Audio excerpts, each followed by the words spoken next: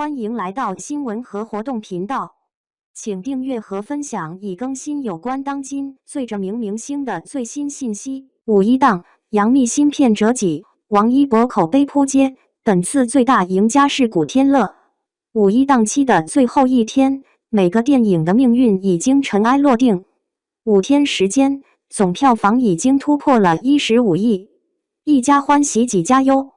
目前在映的电影中，黄景瑜、王一博主演的电影《维护防暴队》突破了4亿，暂时排在第1位。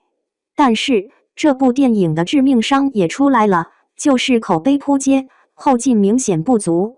该片捂了4天不敢开评分，如今豆瓣分数终于出来了，仅有 5.6 分多，还不到6分的及格线，这还是在粉丝们刷5星好评的情况下。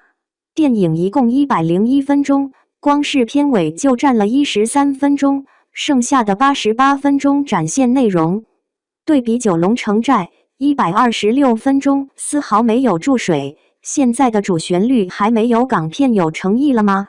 并非说时间越长就越好，但是太短了，还东拼西凑，很明显是没有什么可讲的。几位主演都是流量。黄景瑜之前还出演过军事动作片，体格惊人，倒是不那么出戏。但这几年来，黄景瑜的演技浮于表面，演什么都是一个样子。王一博就更严重了，白净面皮出演警察，本来就让人觉得很违和，再加上一张面无表情的脸，出演偶像剧就算了，在大荧幕上看着是真的如坐针毡，难受。该片预测票房仅有6亿多，口碑崩塌，完全意料之中。而排在第2名的《末路狂花钱》，因为喜剧的题材，受众面比较广，因此票房还是不错的。只不过这几年的开心麻花颓态尽显，早没有之前的口碑了。剩下来的没有一顿火锅解决不了的事和穿过月亮的旅行是垫底的，还不如几部动画片能打。今天没有一顿火锅解决不了的事就宣布撤档了。片方的文案充满了无奈。前2天丁晟导演还在直播，也能够看得出导演的失望。很多人都在抱怨排片少。然而，电影院也不是傻子，真的有好的品质，怎么可能放着钱不赚？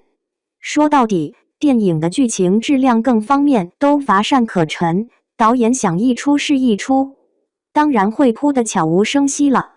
要说到这一次口碑比较好的，一定要数《九龙城寨》了。这一部电影虽然当前的票房排在第3，但是后劲很大。更重要的是，这部电影的口碑堪称是上乘，在豆瓣上评分有 7.5 分，坚挺好几天了都没有下降。